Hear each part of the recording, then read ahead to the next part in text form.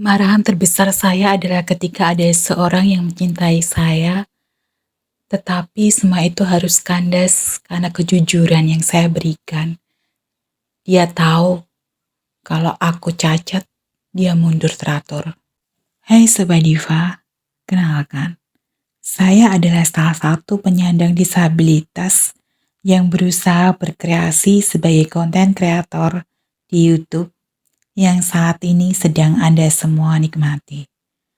Tujuan saya membuat konten seperti ini awalnya hanya ingin bercerita mengenai isi dari diari saya selama ini, tentang suka duka menjadi seorang difabel, hal-hal yang membuat saya tetap berusaha tegar dan kuat menjalani hidup, dan kata-kata bijak yang saya kutip dari berbagai media yang sekiranya bagus dan positif bagi saya. Membuat konten ini butuh perjuangan yang tidak mudah bagi saya. Ada pertentangan batin di dalamnya, karena seperti membuka topeng yang sudah cukup lama melekat di wajah, yang terasa berat dan sulit untuk dilepaskan.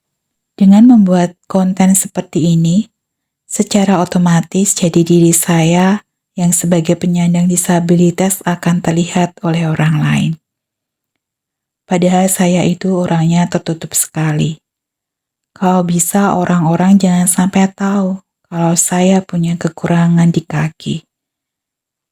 Dengan mengenakan kaki palsu, membuat saya seakan-akan bukan salah satu dari penyandang tunadaksa. Dan saya merasa saya tidak mengalami kesulitan dalam beraktivitas, termasuk dalam bekerja. Saya mampu melakukan pekerjaan sebagai staf kantor, seperti orang non-disabilitas lainnya. Rasa ingin menutupi kenyataan hidup di depan umum agar terlihat seperti manusia normal, itulah topeng yang saya kenakan selama ini. Dalam bergaul, saya hanya bercerita jujur tentang kondisi saya kepada teman-teman yang benar-benar bisa aku percaya. Dalam melamar pekerjaan pun saya nggak pernah jujur mengenai kondisi saya. Karena saya berpikir, ngapain harus bilang, toh saya nggak ngalami kesulitan dalam bekerja. Walaupun sebenarnya tak jarang saya temukan tatapan-tatapan penuh tanya di wajah orang-orang di sekitar saya. Sikap saya hanya bisa membiarkan mereka sibuk dengan pemikiran mereka sendiri-sendiri. Yang penting, tidak terlontar kalimat penjelasan dari bibir saya. Ada sisi positifnya sikap saya itu, karena dapat memupuk kepercayaan diri. Namun ada juga sisi negatifnya. Terkadang saya merasa tidak bisa berdamai dengan kenyataan hidup. Apalagi di saat alam bawah sadar saya mengatakan pada diri saya, membisikkan satu kalimat yang sangat mengena. Kakimu itu cuma satu, kaki kirimu itu cacat. Saya seperti tersadar, lalu menyesali. Kenapa aku terlahir begini? Seandainya saja aku terlahir normal, aku pasti sudah punya pacar. Seandainya saja aku terlahir normal, pasti aku bisa naik motor, lalu main kemana-mana sendiri. Nah, ngomong-ngomong soal jodoh, di fase ini, saya sangat tidak bisa terima kondisi sebenarnya. Siapa sih yang tidak ingin punya pasangan hidup? Saya kira setiap kita pasti menginginkannya, bukan? Begitu juga dengan saya. Ceritanya, ada seorang yang menyukai saya. Saya pun juga demikian. Dalam berhubungan pertemanan, saya masih memakai topeng. Lama-kelamaan terlihat sinyal kalau teman saya itu suka sama saya. Kalau sudah begitu, biasanya saya yang menghilang, alias ngeghosting. Dengan alasan, saya tidak mau kecewa karena berharap lebih.